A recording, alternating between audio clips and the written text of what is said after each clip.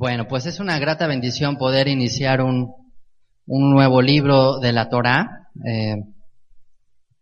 Hemos pasado desde Génesis hasta aquí, ¿no? Por una gran, pues yo diría un sinfín de aventuras, por verlo así, en todo lo que Dios nos ha hablado y enseñado, ahora sí que desde el origen de todas las cosas, hasta estar delante de la santidad de Dios representada en un tabernáculo hecho por hombres, pero bendecido por Dios. Es algo maravilloso que Dios nos permita ser partícipes de su obra.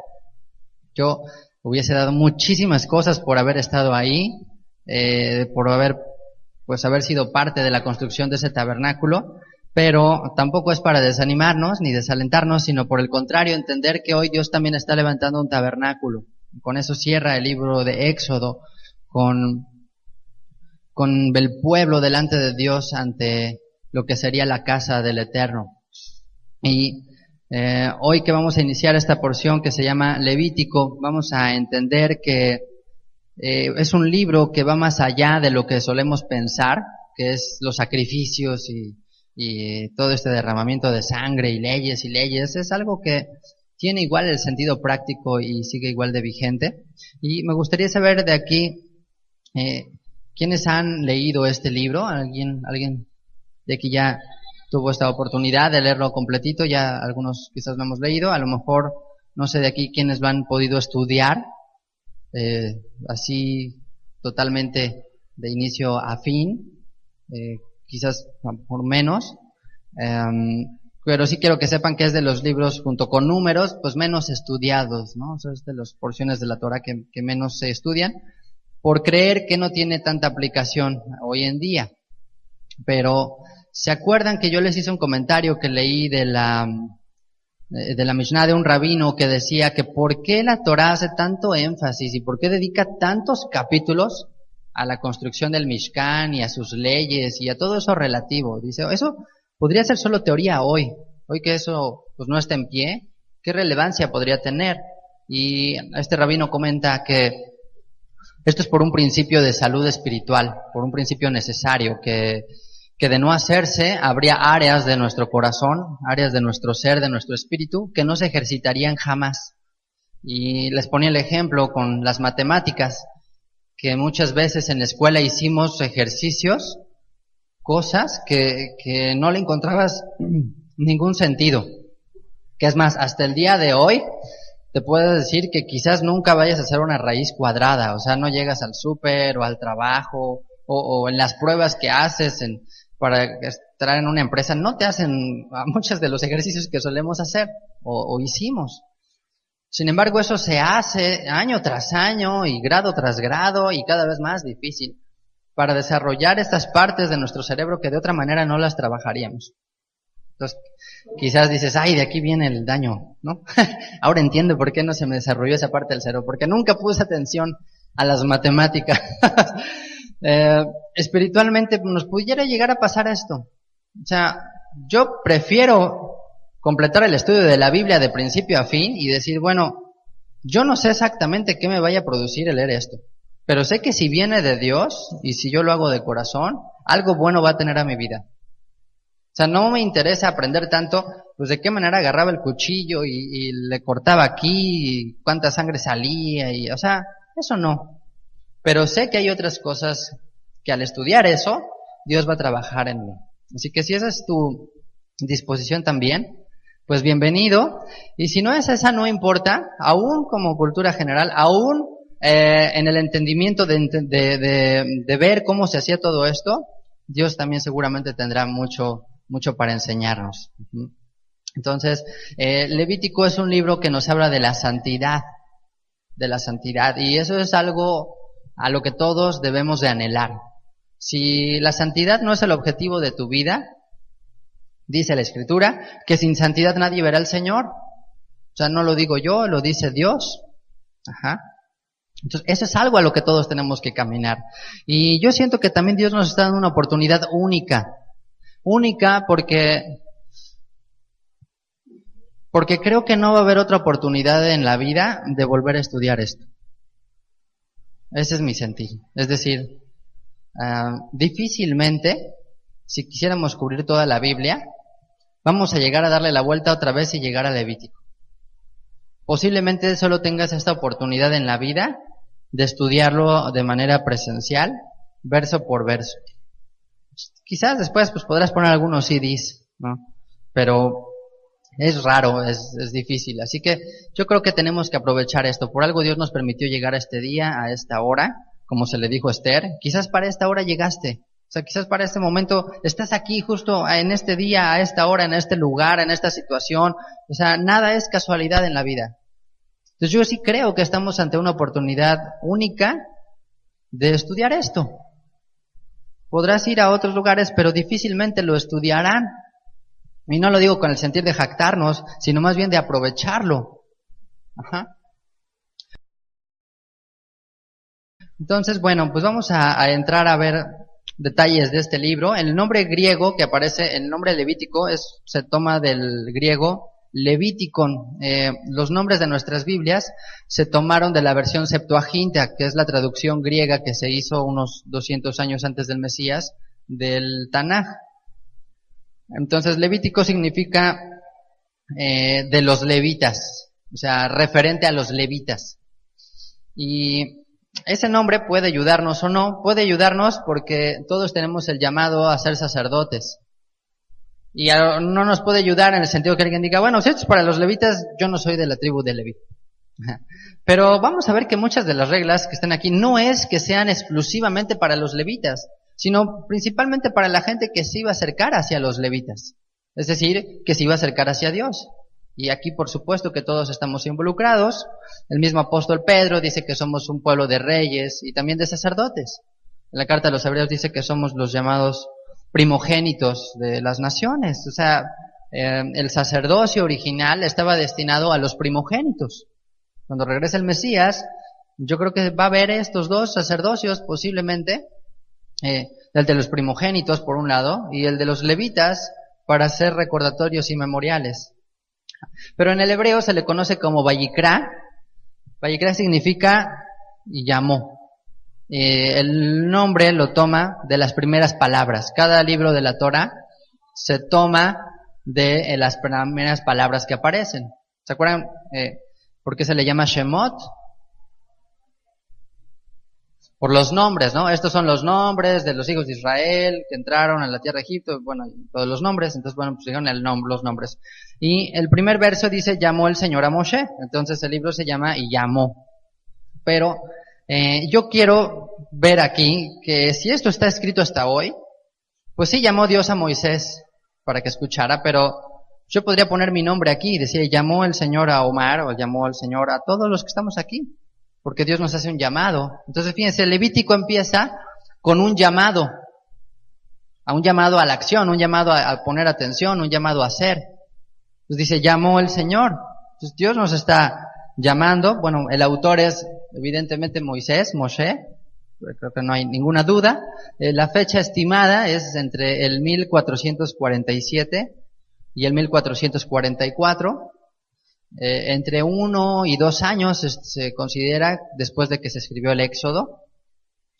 Y hay un verso para mí que resume todo este libro, que es el 19, verso 2, capítulo 19, verso 2. Me gustaría que lo leyéramos. Dice, habló el Eterno a Moshe diciendo, en el verso 1, habla a toda la congregación de los hijos de Israel. Por eso el libro no es exclusivo de los levitas. Pues dice, habla a toda la congregación, lo está diciendo otra vez, llama, habla a toda la quejilá de los hijos de Israel. Entonces, bueno, aquí hay hijos de Israel, ¿no? Si hay hijos de Israel, no me refiero a Israel, de Israel, del pueblo de Israel. Dice, y dile, santos seréis, porque santo soy yo, el Eterno vuestro Dios. Kadosh, ¿no?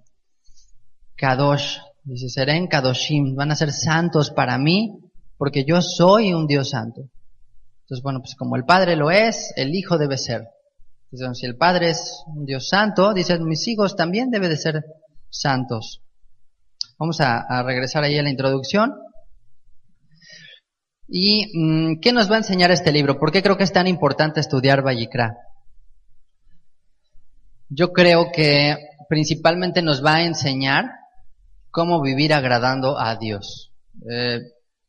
Y ahí es donde solemos fallar. Es decir, generalmente hemos conocido un mensaje, por ejemplo, Génesis nos dice el hombre que falla, el hombre que peca, el hombre que descompone las cosas que Dios había hecho, ¿no? Así prácticamente es parte de la experiencia del Génesis, darte cuenta de lo mucho que hemos fallado. Pero después viene Éxodo y es el hombre liberado. El tema central del libro de Éxodo, dijimos, es la liberación. Pues ya Dios toque, la regaste, le echaste a perder, pero Dios te toma así como, ahora sí que con alas de águila y te lleva encima y te saca de donde no podías sacar, donde no tenías manera de liberarte. Dios lo hace. Ok, y ya que te sacó, ¿ahora qué sigue? Pues vivir en santidad, ahora vivir para Él, ahora vivir en libertad. Entonces, Levítico es un libro que nos va a enseñar a vivir para Dios, que nos va a ayudar a dar los siguientes pasos. Éxodo es, Dios te perdonó, Dios te liberó por la sangre del Mesías. Levítico es un libro que te dice, ahora aprende a vivir como Él quiere que vivamos. Aquí vamos a hacer en algunas cosas específicos, nos va a ayudar a ser muy específicos y a darnos cuenta que Dios quiere que le sirvamos como Él quiere que lo hagamos, como a Él le agrada, como a Él lo desea. Si yo le preguntara aquí a los esposos cómo deberían de amar a sus esposas, así bueno, como el Mesías amó a la iglesia y se entregó a sí mismo por ella. Pero en el sentido más terrenal, la verdad es que uno debe amar a su esposa como a ella le gusta que le amen. O sea, si le gusta Piojito, pues Piojito le vas a tener que hacer. Si le gusta que seas muy meloso, pues muy meloso vas a tener que hacer. Si le gusta que conserves distancia, pues distancia vas a tener que conservar. Dios quiere que le amemos como Él quiere, no como yo quiera. Ajá. Entonces, tenemos que conocer también las maneras de acercarnos a Dios. Es cierto, vale un corazón honesto y sincero, pero también es importante conocer la forma, ¿no? O sea, hay niños pequeños, a nosotros nos pasa, es que luego se emocionan y te quieren ahí besar y abrazar y casi. O sea, a ver, espérame, o sea, como que a mí no me gusta así, o sea, a ver, ponte quieto, hazlo bien, o sea, tienes que poner un orden, a veces también en el amor, y el libro de Levítico nos va a ayudar a eso. Nos va a decir cómo vivir esa libertad, cómo agradarle a Dios, cómo mantener la santidad que obtuvimos al salir por la sangre del Cordero. Y tiene algunas características importantes este libro. Fíjense que es el libro en el que precisamente se menciona más veces la santidad. O sea, el término santidad, santo, se menciona más de 150 veces. Más de 150 veces, yo creo que es muy claro lo que Dios nos quiere decir. Y debe de verse como una continuación del Éxodo. O sea, no debe ser como una cosa totalmente aparte. Vamos a continuar el relato casi digamos donde nos quedamos. Y comentaba Toño Sánchez Joseph en la página de Descubre la Biblia que Levítico no es como un libro para leerse, sino realmente es un libro para estudiarse. Que más bien es un libro para profundizar en él. Es un libro de preceptos de santidad y como les decía, vamos a ver que esto es mucho más allá que derramar sangre, ¿no? Que estar nada más sacrificando animales.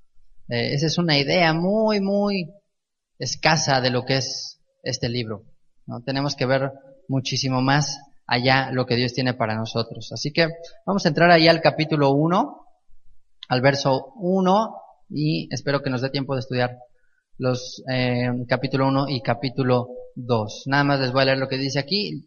Dice, los patrones de vida espiritual de Levítico siguen aplicándose hoy en día como el mismo día que se escribió. Entonces esto no cambia, por eso la Biblia es inalterable. No importa cuántas generaciones pasen, los principios de la vida espiritual, esos son inamovibles. Entonces estos principios los tiene el libro de Levítico, por lo tanto sigue vigente hoy. Y el énfasis principal, yo creo, es la reconciliación y nuestra relación con Dios. O sea, todas estas reglas, que ahorita vamos a ver, son para que nuestra relación con Dios sea mejor. Nada más. Eso es lo que Dios busca. Nos va a permitir entender mejor la obra del Mesías y, como les decía también, este libro está en el centro de la Torá. Pues tienes Génesis y Éxodo de un lado y tienes Números y Devarim del otro lado. Entonces, este es como el corazón de la Torá. Es justo el corazón de la ley. Y fíjense, podríamos dividir este libro en diferentes temas. Del capítulo 1 al capítulo 7 vamos a ver los diferentes tipos de ofrendas. Del capítulo 8 al 10 es la consagración de los Kohanim, o los sacerdotes. El capítulo 11 es un capítulo muy especial, nos habla de qué quiere Dios que comamos. Del capítulo 12 al 22 habla leyes de santidad, de pureza, de orden. El capítulo 23, pues sabemos que son las citas del Eterno, las fiestas de Dios, que es parte de esa santidad. Y el capítulo 24 al 27 vuelve a hablar más leyes de orden y de santidad que debemos de guardar.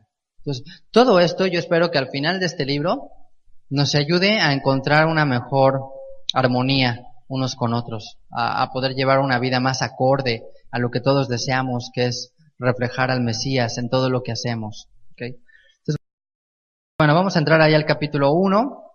Dice, llamó el Señor a Moshe y habló con él desde el tabernáculo de reunión, diciendo, habla a los hijos de Israel y diles, cuando alguno de entre vosotros ofrece ofrenda al Eterno de ganado, vacuno u ovejuno, haréis vuestra ofrenda. Entonces, vamos a ver, empieza a hablar aquí acerca de las ofrendas que se presentan. Y la primera ofrenda que se lleva delante de Dios es la que se le llama de Olá, o se le llama ofrenda de ascensión. Olá significa ascender, subir. Es la idea de que tiene cuando se lleva este sacrificio. Vamos a ver que al subir el humo, por eso toma este nombre de ascensión.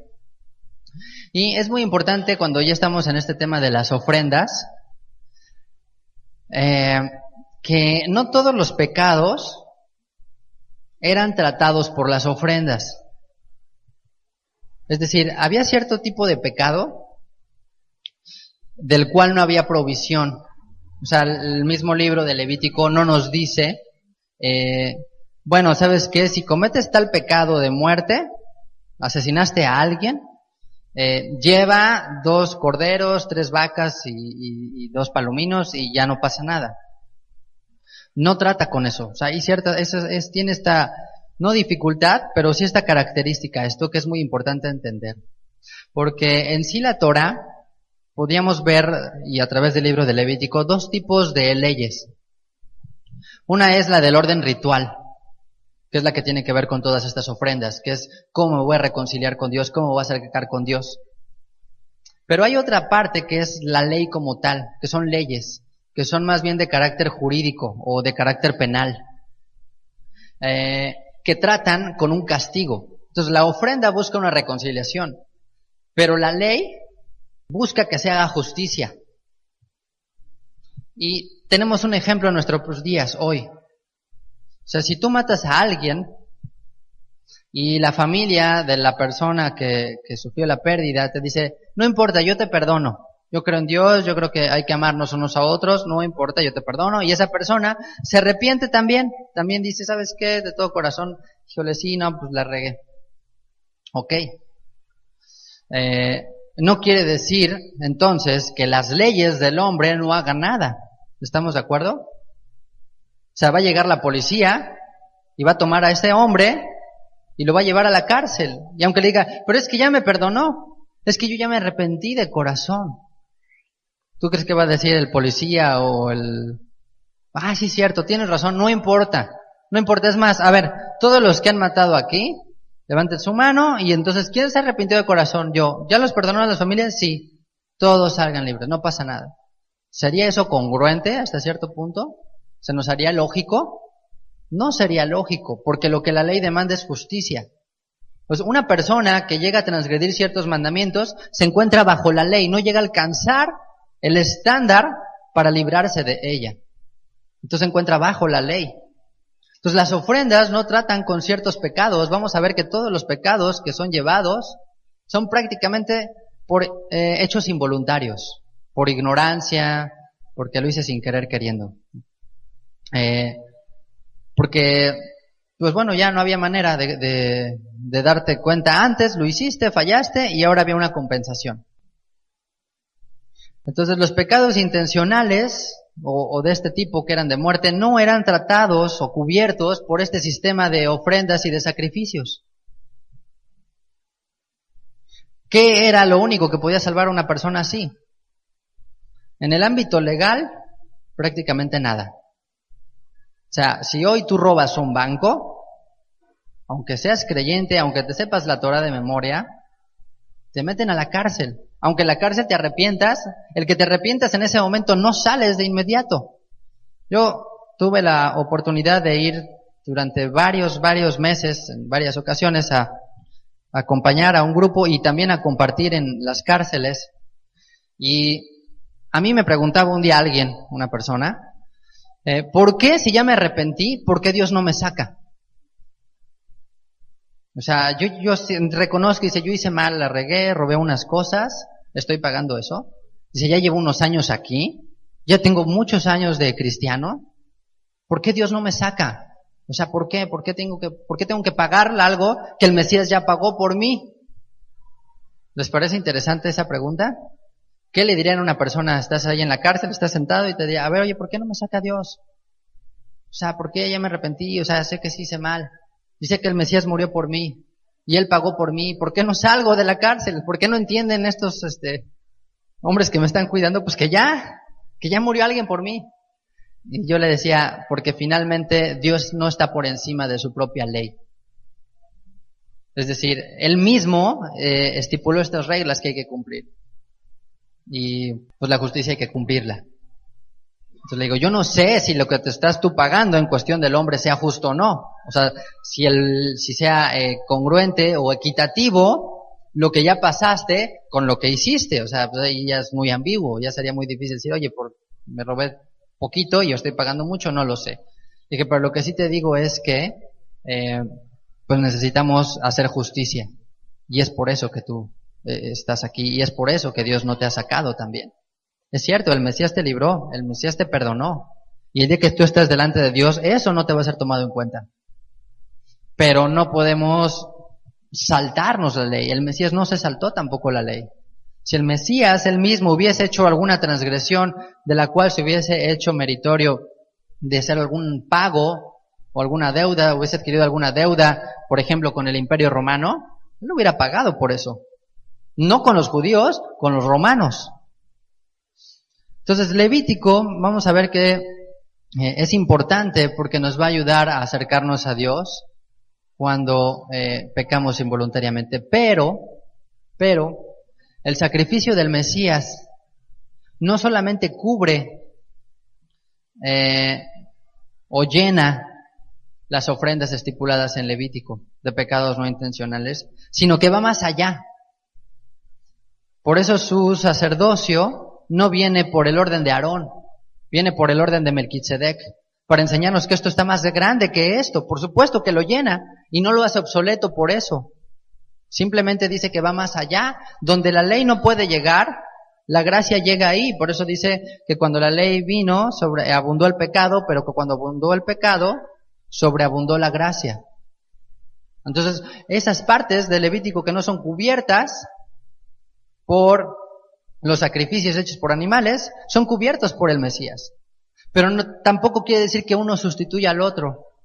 Por eso en Ezequiel dice que cuando venga un tercer templo se van a seguir haciendo sacrificios. El apóstol Pablo, cuando regresó de un viaje, él fue y hizo sacrificios en el templo. No para perdón de pecados, sino por establecer una comunión con Dios una vez más. Entonces solo la fe en Yeshua puede redimir esos pecados efectivamente, pero no salta la justicia estipulada en la ley.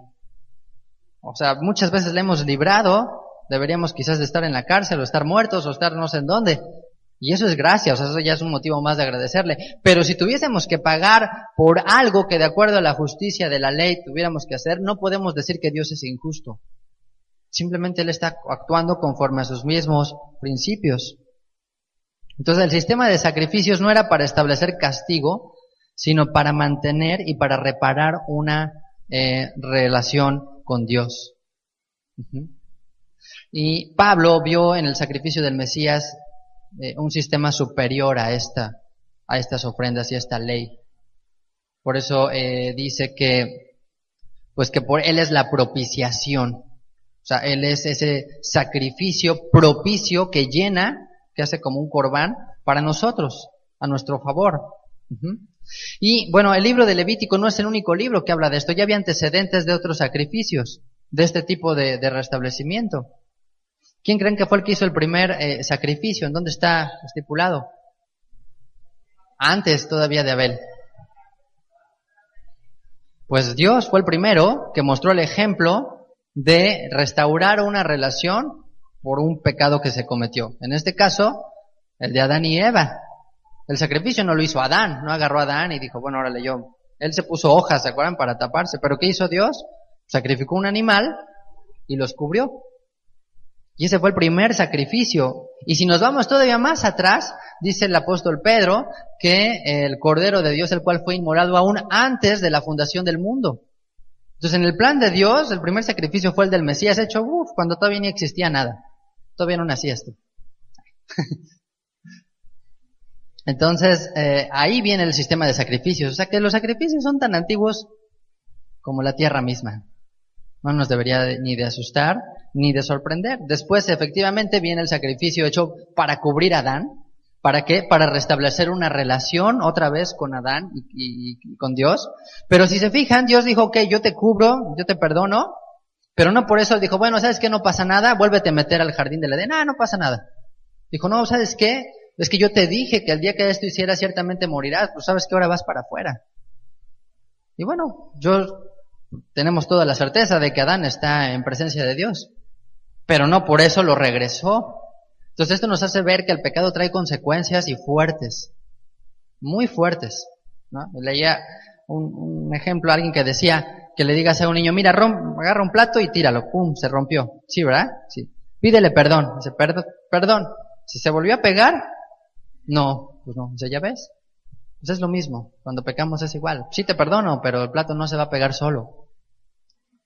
Entonces, bueno, después viene Abel. Abel también es alguien que presenta una ofrenda delante de Dios. Eso es una de las más conocidas. Después Noah, ¿no? Cuando baja del arca, sale del arca, él también vuelve a hacer un sacrificio, una ofrenda para Dios. Así es. Y Abraham es alguien que también fue llamado a hacer otra ofrenda para Dios, en este caso de su propio hijo, que bueno, ya después Dios lo detiene. Entonces, este siempre ha sido el medio de reconciliación de Dios. O sea, no debería de sorprendernos. Y Yeshua viene a cubrir ambos aspectos. El aspecto legal, en muchos casos, porque legalmente mereceríamos la muerte, y el aspecto moral, es decir, la muerte espiritual, la restauración con Dios. Esas son las dos partes. Por eso es insustituible lo que hizo Yeshua. Es totalmente insustituible. No hay sistema que pueda decir, ¿sabes qué? Con esto lo haces. ¿Qué ha hecho el judaísmo hoy? Crear una tradición. Hoy se dice que si hay perdón de estos tipos de pecados, pues a través de buenas acciones, a través de guardar misbot, a través de la oración, a través de los rezos, ¿no? Obviamente a través del arrepentimiento, pero eso no suple el aspecto legal. Entonces, bueno, nosotros somos bendecidos y dichosos por llegar a entender esto. Entonces, cuando habla aquí Dios dice, habla a los hijos de Israel, verso 2, y diles, cuando alguno entre vosotros ofrece ofrenda al Señor, de ganado vacuno u ovejuno, haréis vuestra ofrenda. Entonces, bueno, vacuno es, también se le llama bovino, o vacuno. Dice, si su ofrenda fuere holocausto vacuno, macho sin defecto, lo ofrecerá. Entonces la palabra aquí holocausto es lo que les digo que es la palabra olá, que significa ascender. Por eso se le llama una ofrenda de ascensión, en la cual vamos a ver que se quemaba todo el animal. Esta ofrenda habla de consagración. Y aquí sí, todo lo que llevabas, todo se quemaba. Todo se daba, todo se dejaba para Dios. Y era una manera de reconocer quién era Él y quién eras tú. Era una manera de decirle, Señor, aquí estoy delante de ti. Pero, dice, si su ofrenda fuere, esto lo consideran que tiene que ser voluntario. Es decir, nadie puede obligarte a que te consagres para Dios. Y esta es una ofrenda muy fuerte y por eso yo creo que es la primera. Porque yo creo que aquí si les preguntara quién se ha consagrado para Dios, diríamos todos nos hemos consagrado para Dios. Pero me quedo con las patas, me quedo con me quedo con el hígado, me quedo con el riñón, me quedo con el corazón. Y esta ofrenda es, ¿sabes qué? Se tiene que llevar toditititito. Era una ofrenda muy limpia porque incluso vamos a ver que se abría el animal y se lavaba. Entonces Yeshua se presenta él mismo como un holocausto delante de Dios. Él se ofreció por completo. Él toda su vida la consagró a Dios, la dedicó a Él. Ahora sí que hasta la última gota la derramó para Él. Él puso su vida de manera voluntaria. Entonces, si no era voluntario, no era holocausto. Podías llevar todo, pero si era así de, ay, que, pues bueno, pues tengo que darle, o bueno, pues es que todos dan, y bueno, pues yo también, ya no era un holocausto. Dice, si su ofrenda fuera holocausto, vacuno como les decía es el bovino, que podría ser, pues vacas, bueyes, toros, carneros. Generalmente estos son animales grandes, son animales de mucho peso. Dice, macho sin defecto ofrecerá, de su voluntad lo ofrecerá a la puerta del tabernáculo de reunión, delante del Señor. Entonces, bueno, dice aquí, macho sin defecto lo ofrecerá, de su voluntad lo ofrecerá. O sea que si vas a hacer algo para Dios de manera voluntaria, pues hazla sin defecto, o sea, hazla bien, en pocas palabras, ¿no? O sea, no la hagas renegando, porque eso sería el equivalente a llevar un animal, ay, pues llévale el cojo, ¿no? El que salió mal, ese se lo dejamos a Dios y ya nosotros nos quedamos. Entonces, cuando nosotros servimos a Dios sin alegría, cuando estamos así como que, bueno, pues es que ya me pidió el pastor que si puede echarle la mano, ahora lo voy a hacer. Ya no es de corazón, ya no es un holocausto, ya es un favor. Y si es un favor, entonces vas a sentir que hay una deuda. Pero si es una ofrenda y si es voluntaria, debe ser sin defecto. Debía de ser sin defecto. Y vamos a ver que el sacerdote examinaba que efectivamente fuera así. Tanto lo examinaba que revisaba hasta los órganos internos del animal. Así que la enseñanza es, si vas a ofrecer algo para Dios, hazlo de corazón, hazlo voluntariamente, hazlo de lleno, si es un holocausto. Dice, de su voluntad le ofrecerá la puerta del tabernáculo de reunión delante del Señor. Entonces, pues él tenía que llevarlo voluntariamente. Y pondrá su mano sobre la cabeza del holocausto y será aceptado para expiación suya. Entonces, fíjense, llegaba el hombre desde su tienda, desde su casa, con el animal, que era un animal grande. Tenía que llevarlo él, no lo iban a ir a recoger. O sea, él lo llevaba a la puerta. Lo amarraban, ¿no? Ahí a los cuernos de este altar. Y lo que tenía que hacer, entre otras cosas, decía poner sus manos sobre la cabeza. Y esto creaba una identificación con el animal. Esto lo que buscaba era como crear, vamos a llamarle, como una especie de conexión, de identificación, de decir, yo debería de ser él. Pero por cuanto no me puedo sacrificar yo, porque Dios no acepta sacrificios humanos, esto me representa a mí. Este soy yo. Entonces, ¿cómo me quiero presentar a Dios? ¿Con defectos? ¿Así? Pues no. ¿O cómo quiero servirle yo a Dios? De todo corazón, aquí está lo mejor de mí. Cuando Caín llevó su ofrenda, no había cabeza en la cual poner su mano, ¿no? Pues eran vegetales, eran cosas de la tierra. No había en dónde identificarse, porque la tierra había sido maldita. Dice aquí, entonces se ponía la cabeza, dice, y será aceptado para expiación suya. Entonces degollará el becerro en la presencia del Eterno, y los sacerdotes hijos de Aarón ofrecerán la sangre, y la rociarán alrededor sobre el altar, el cual está a la puerta del tabernáculo de reunión. Entonces, ¿por qué dice para expiación? Para expiación de esos pecados involuntarios. Porque nadie podemos presentarnos perfectos delante de Dios. Pero era una manera de decir, bueno, Señor, si hay pecado en mí, si es algo que no he visto, aquí está. ¿Y has visto cuánta sangre le sale a algún animal así de este tamaño? O sea, algún cordero o algún animal grande. Es impresionante. Entonces, bueno, aquí dice que lo degollaban y ofrecían la sangre, lo rociaban alrededor, era una cosa impresionante. Por eso les decía que los levitas eran de sangre fría, justamente, ¿no? O sea, tenías que tener mucho carácter para tomar un animal de estos, imagínate un buey o una cosa así, y degollarlo. O sea, meter el cuchillo y cortar ahí, sin que te temblara la mano. Dice, desollará el holocausto y lo dividirá en sus piezas. ¿Qué es desollar? Pues le iba a quitar la piel del animal. Entonces imagínate estarlo desollando. El holocausto, ¿esto qué representa? Pues que lo mismo debemos hacer para Dios cuando nos ofrecemos a Él. Dios no quiere la piel, Dios no quiere lo externo, Dios quiere ver el corazón, Dios quiere lo interno. Dios no quiere lo que nos cubrimos, porque pues esa es la piel que ves de fuera, ¿no? Lo que Dios quiere es que seamos transparentes delante de Él. Dios quiere revisar nuestro corazón, nuestro interior y ver con qué intención hacemos las cosas. Entonces, cuando el sacerdote desollaba al animal, era con el propósito de ver si no había algún otro defecto físico en el animal que le impidiera hacer un sacrificio para Dios, porque no podían llevarle algo así. Entonces, Dios está buscando en nosotros transparencia. Dios está deseando que nos despojemos de esta piel, de este exterior, y que digamos, Señor, así soy, así quiero servirte. O sea, Él va a aceptarte tal y como eres, siempre y cuando seas honesto delante de Él. Pero cuando le ofrecemos algo a Dios y no lo hacemos de corazón, en nuestro interior todavía traemos ahí cosas que no queremos dar. ¿Qué le pasó a estos hombres? ¿Se acuerdan? Los que llevaron la heredad, ahí en el libro de los Hechos, Ananías y... ¿Sí se acuerdan? Eran una pareja que todo el mundo estaba llevando terrenos y ofrendando y dando así, oh wow, las ofrendas a Dios, nosotros también. Y llegaron y ¿qué le dijo Pedro? Oye, pues, ¿qué necesidad había de que dieras esto? Si Dios no lo puso en tu corazón, por eso tiene que ser voluntario el holocausto. O sea, no puedes obligar a alguien, ni siquiera a tu hijo, a que se ofrende a Dios. Tiene que ser voluntario. ¿Y qué le dijo Pedro? ¿No era tuyo este terreno? ¿Por qué vienes aquí y nada más te estás dando una parte? O sea, nada más lo estás por la apariencia. Y en ese momento cayeron fulminados. Lo pagaron durísimo por estar presentando holocaustos a Dios, pero sin sinceridad. Ananías y Zafira, ¿verdad? Sí, es.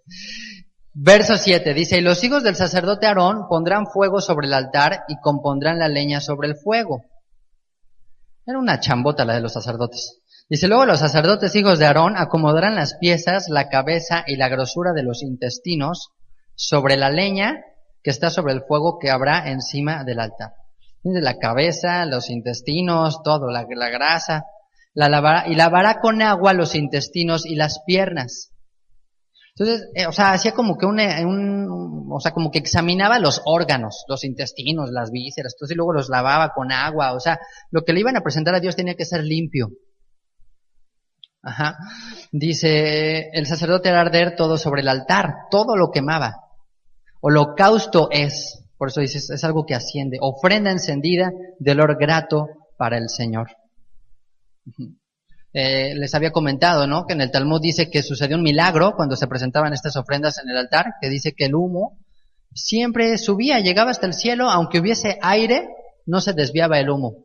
Eso pues está ahí documentado, que eso era un milagro que se daba. Y me llama mucho la atención cuando dice aquí es ofrenda encendida de olor grato para Dios. El olor grato pues representa que Dios había recibido ese sacrificio.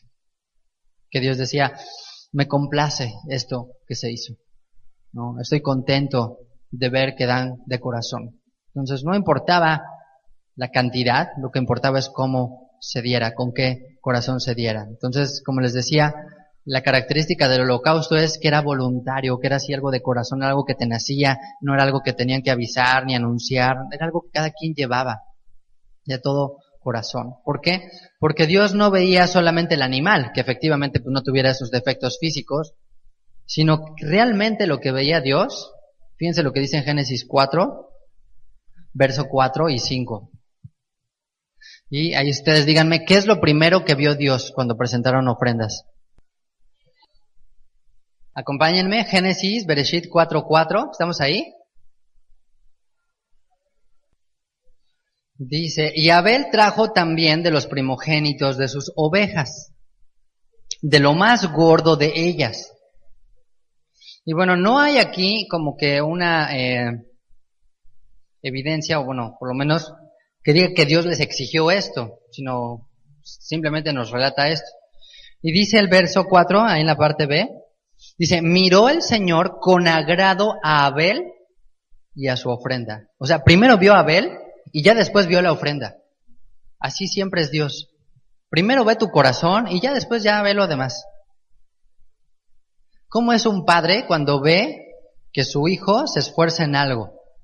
Y le lleva, no sé si tú quieres un dibujo o algo que escribió, y a lo mejor ves las letrotas así, o ves los rayones que se salieron ahí.